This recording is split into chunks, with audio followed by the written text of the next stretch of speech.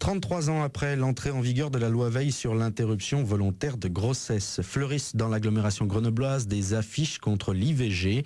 Pas très nombreux mais très actifs, les anti-IVG catholiques pour la plupart se font remarquer régulièrement. Affiches, tracts mais aussi prières pour la vie. La dernière en date le 22 mars devant le CHU de Grenoble.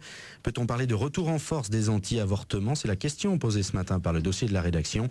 Des militants dont l'âge surprend un peu, Anne-Laure et Mathieu par exemple, ont 19 ans. Le déclic s'est fait quand j'ai commencé à lire un petit peu les écrits du pape, donc Jean-Paul II à l'époque. Et là, il faudrait se poser la question maintenant. L'État subventionne le planning familial, l'État donne de l'argent aux mouvements qui sont vraiment les vecteurs de la culture de mort.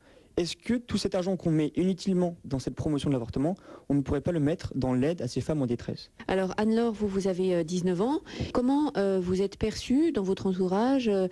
Les gens au début sont un peu étonnés en disant de quoi vous mêlez, etc. Et finalement, après, les gens, quand on discute avec eux, ils sont très intéressés, puis ils commencent à réfléchir sur la question de l'avortement, de son utilité. Donc finalement, au final, on est bien perçu quand même. Et face à ces anti-IVG, il y a les défenseurs de la loi de 75, le planning familial et certains médecins, comme le docteur Chambrial à Grenoble, qui constatent que les résistances à l'IVG, possibles jusqu'à 14 semaines d'aménorrhée depuis 2001, ne se trouvent pas que chez les militants catholiques.